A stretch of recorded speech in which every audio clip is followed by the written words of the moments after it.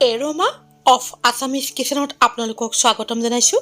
মই আজি আপোনালোকক তৰা গাজৰ লোভনীয় আঞ্জা এখনৰ ৰেচিপি এটা দেখুৱাব লৈছোঁ। আশা কৰিছোঁ আপোনালোকে ভিডিঅ'টো চাই ভাল পাব। এতিয়া আহকচোন ভিডিঅ'টো চাওঁ। তৰা গাজৰ টান বাকলিখিনি আঁতৰাই ভিতৰৰ কোমল অংশখিনি সৰু সৰুকৈ কাটি ধুই ল'ব লাগিব। তৰা গাজৰ এই আঞ্জাখন খাবলৈ বৰ সোৱাদ হয়, ঠিক কল পচলাৰ দৰেই হয়।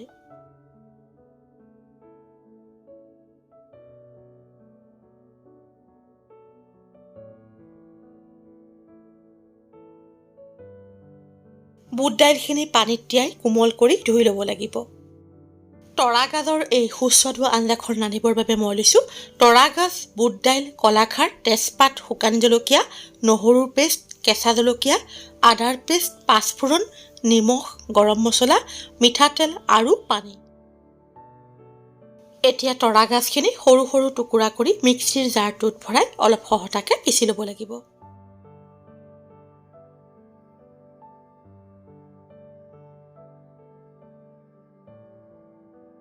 তৰা গাজখিনি মিক্সিত পিছা হৈ গৈছে। কেৰাহীখন জুইৰ ওপৰত গৰম কৰি তাতে প্ৰয়োজনমতে মিঠাতেল দি তেলখিনি ভালদৰে গৰম হ'বলৈ দিব লাগিব। এতিয়া গৰম তেলত পাঁচফোৰণ, শুকান জলকীয়া, তেজপাত আৰু পিচি লোৱা নহৰুখিনি দি অলপ ৰঙচুৱাকৈ ভাজি ল'ব লাগিব।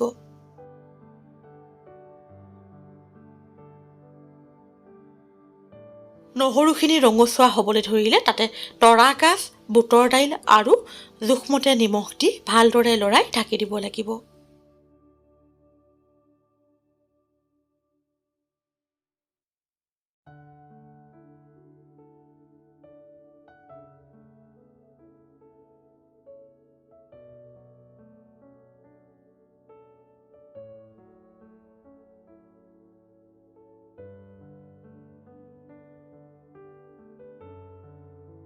মাজে মাজে লৰাই তৰা গাজ আৰু বুট দাইলখিনি প্ৰায় 7 মিনিটমান সময় ভজা হৈ গৈছে।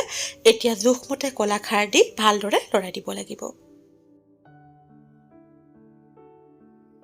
এতিয়া বুট দাইলখিনি সিজাৰ জোখাৰে জোখমতে গৰম পানী দিব লাগিব।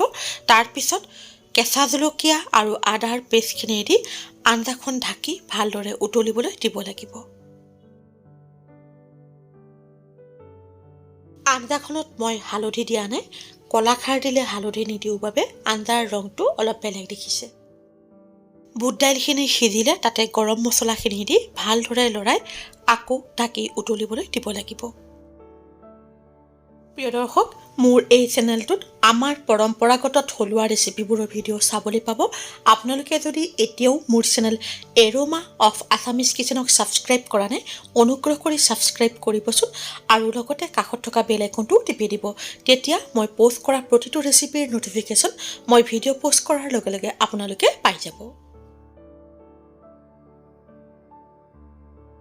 তৰা গাজ আৰু বুট দাইলখিনি ধুনীয়াকৈ সিজি থুপথুপীয়া হৈ পৰিছে। এতিয়া তাতে কেঁচা মিঠাতেল অলপমান দি গেছৰ জুই নুমুৱাই দিব লাগিব। এতিয়া গৰমে গৰমে ভাতৰ লগত বুট দাইলৰ লগত ৰন্ধা তৰা গাজৰ আঞ্জা পৰিৱেশন কৰিব পাৰিব।